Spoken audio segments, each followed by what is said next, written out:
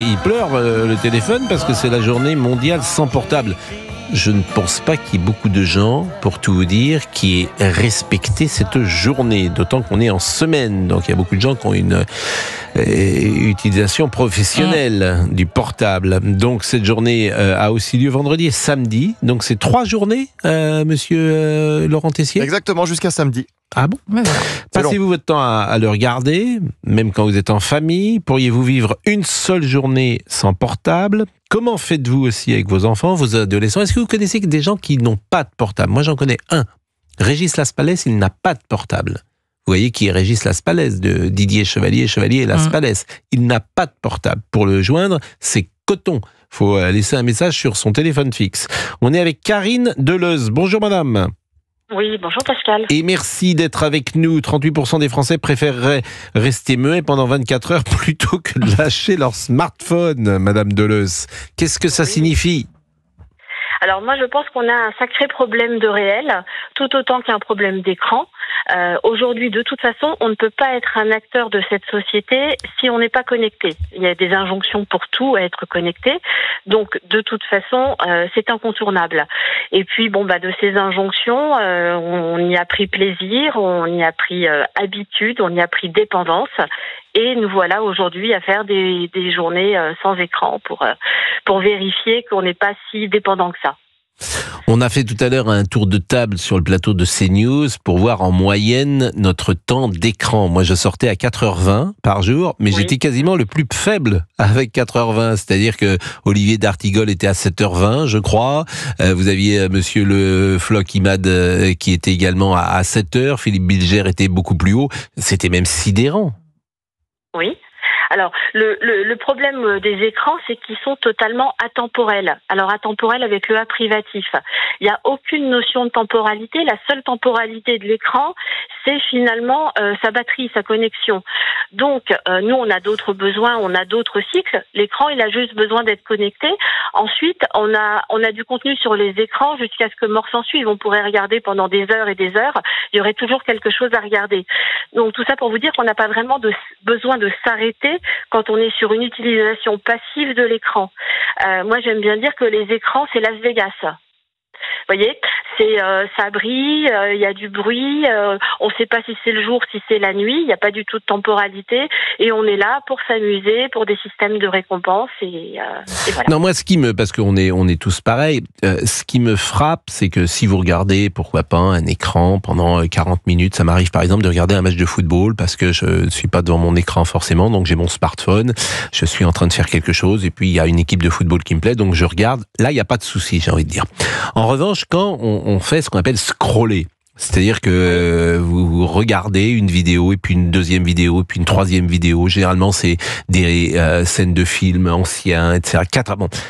Au bout d'un moment, d'abord vous ne retenez absolument rien, et vous êtes dans un état finalement qui n'est pas un état agréable, qui n'est pas facile d'ailleurs à décrire, mais une sorte d'état comme d'énervement, de stress un peu. Oui, je ne dirais pas forcément ces mots-là, mais gélatineux, vous voyez, et il y a une chose qu'il faut faire, c'est tout de suite là arrêter. On n'est jamais dans cet état-là quand on lit un livre, quand on fait du sport, que sais-je.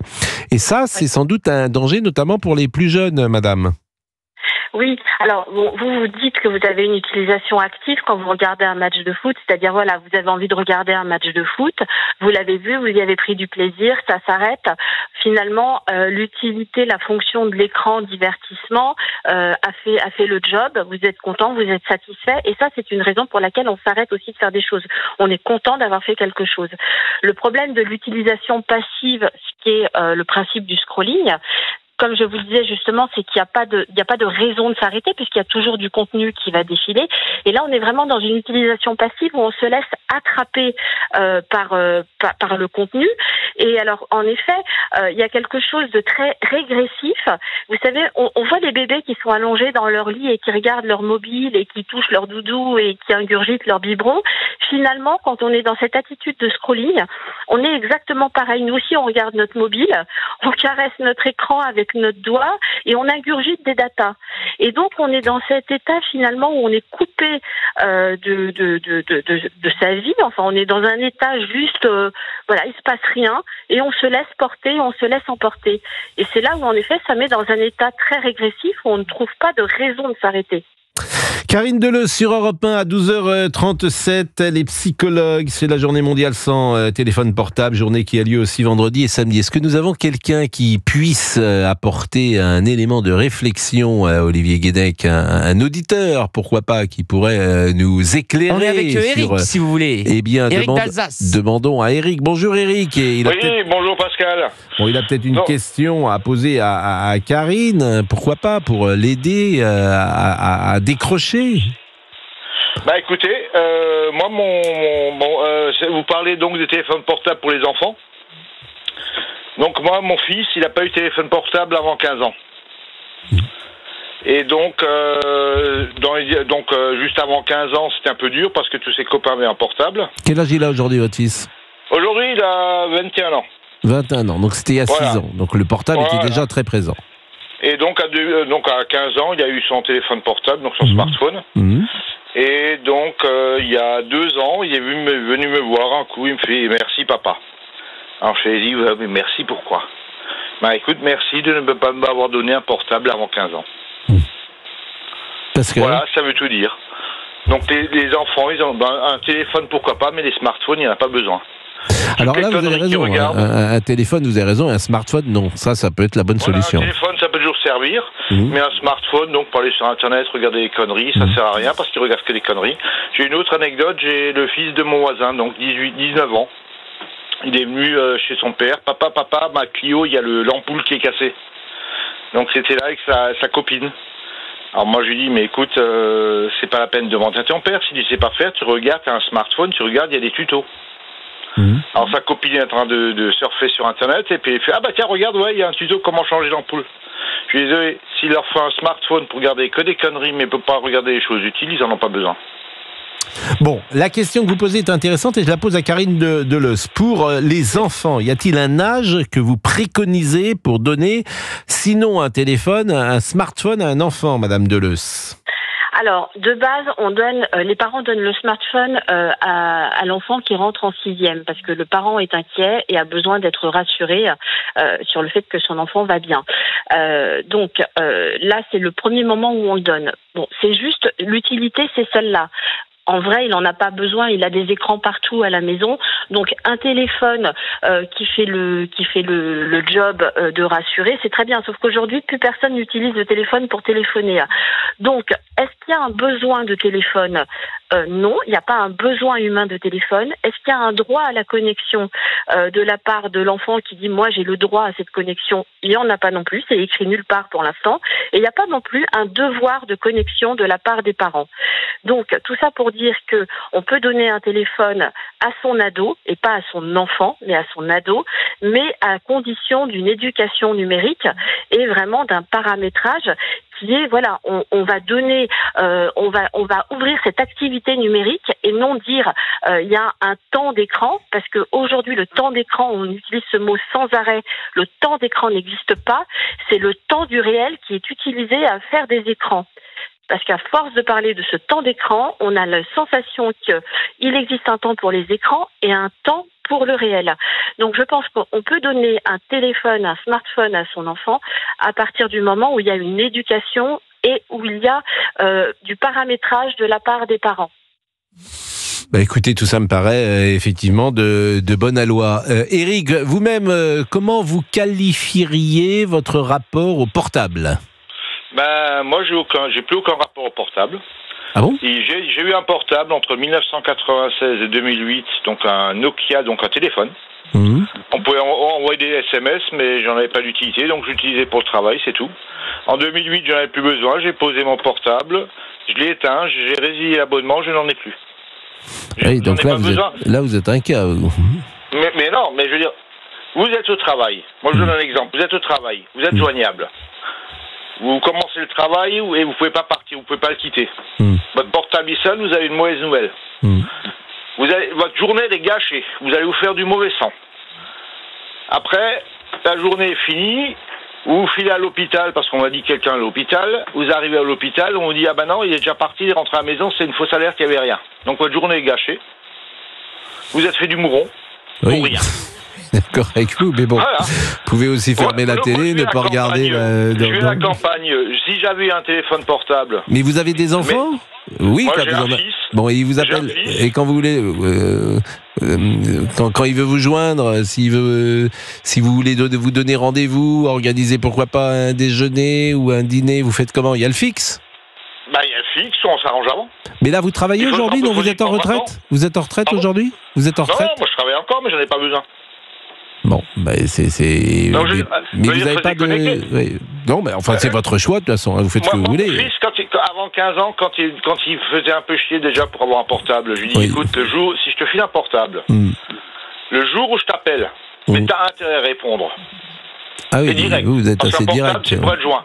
Ah oui, donc là, ça rigole pas avec vous. Bon, écoutez, c'est votre choix, en tout cas, Eric. Karine voulait nous dire un petit mot. Non, Audrey voulait nous dire un petit mot. Bonne journée, Eric, en Alsace. Bonne journée en Alsace. Audrey voulait nous dire un petit mot. Audrey, vous avez un portable ? Évidemment. Oui, j'ai un portable, bon. Oui. Comment vous définissez le rapport que vous avez avec ce portable ? Ben, moi, je suis greffée à mon téléphone, donc je peux pas.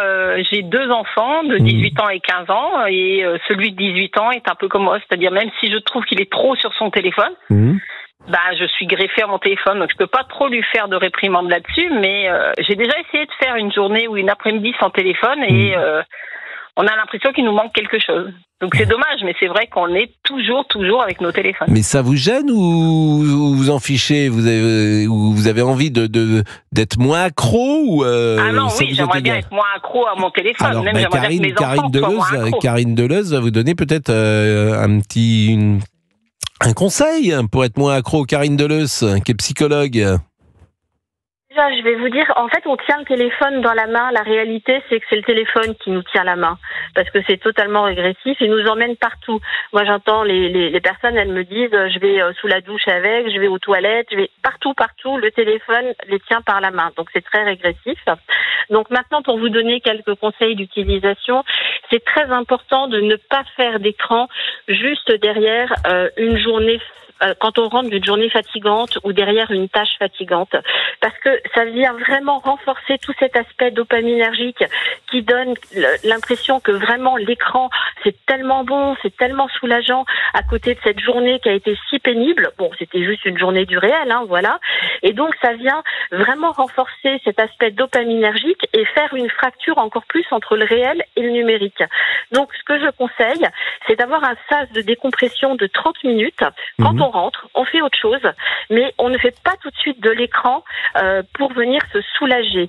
Comme ça, quand on le réutilise après, on est plus dans une sensation de tiens, là, je vais me faire plaisir, mais je viens pas me sauver d'un réel pénible. Et de la même façon pour les enfants, on fait surtout pas d'écran juste en rentrant de l'école, voyez, ou juste après ses devoirs, parce que là, évidemment, ça fait un clivage incroyable et l'écran est vraiment attendu comme le sauveur. Donc dopaminergiquement, c'est très mauvais.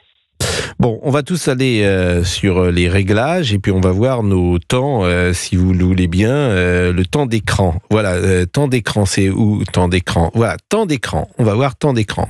Donc, moi, lundi, mardi, mercredi, j'étais à 4h47. Voilà, 26% par rapport à la semaine précédente en plus. Donc, en gros, je dois être à 4 heures. Bon, Géraldine Amont. Je sais pas, j'arrive pas à trouver où c'est, mais je pense que j'ai un nouveau téléphone, je sais pas comment il fonctionne. Vous mettez réglages. Oui, si je suis et après, dessus, vous mettez temps d'écran. Moi, j'arrive pas à trouver. Mais alors, je pense que je suis à 3 heures. Non, mais elle n'a pas le même téléphone que vous. Mais pourquoi vous Je sais pas, j'ai pas la même marque que vous. Ah, vous n'avez pas la même marque ? Non. Bon, vous, c'est quoi, Radiola ? Telefunken ? Motorola. Non, c'est un Samsung. Bon, et vous êtes à combien, monsieur 4h08 minutes de moyenne. 4h08 minutes. Monsieur Tessier, vous êtes à combien ? Sur combien moyenne quotidienne, 7 heures. 6h48. 7h48 dès le matin, 4h30 jusqu'à 22h30. Ah oui, là, ça fait quasiment 8 heures. Pour trouver tous les sujets, il faut les chercher. Et nous sommes jumeaux et bon élève avec notre ami Alexandre. 2h49 tous les deux. Ah bah oui, vous bossez pas, c'est normal. Vous travaillez pas. Donc, bien sûr. Et Alexandre. Mais alors, hier, 7h20 hier. Quoi 7h20 Qu'est-ce que t'as fait pendant 7h20 sur ton téléphone? Vous avez regardé 3 fois Titanic? J'ai appelé des invités. Mais c'est beaucoup. Comment on faisait avant, en fait? Mais comment on faisait avant? Qu'est-ce que vous voulez? On lisait des livres, on allait jouer dehors. On allait jouer dehors. Non, mais les téléphones, par exemple, il y a eu des innovations extraordinaires. D'abord, une des premières innovations, c'était le répondeur téléphonique. Donc, il y avait un message, on rentrait chez soi et on voyait qui nous avait appelé. Bon. Et après, moi, j'ai connu le répondeur automatique, la messagerie qu'on pouvait interroger à distance.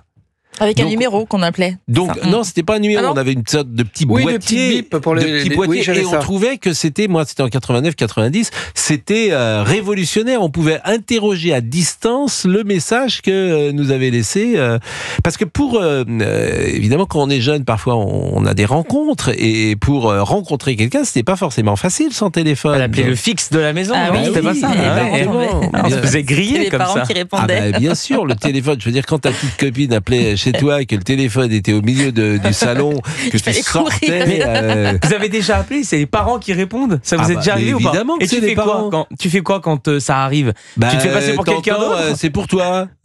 C'est pour toi. Voilà ce que tu entends. Moi, j'aurais pas assumé. Mais le pire, c'était pas ça. C'est quand toi, tu appelais, tu dis bonjour monsieur. Oui. Et tu tombais. Oui. C'était le père. Donc, t'avais 15 ans, 16 ans. T'étais hyper. Oui, bonjour. Est-ce que je pourrais parler à Sophie? Vous assumiez comme ça? Oui. Moi, j'aurais raccroché. Quoi, sinon Oui, parce que vous êtes lâche. Mais bon. Merci. Ou alors elle n'est pas là. C'est de la part de qui? Bon, tu vois, je veux dire que le père, ça rigolait pas. On avait la trouille des pères, quand on avait 15 ans. C'est vrai. J'ai connu ça aussi.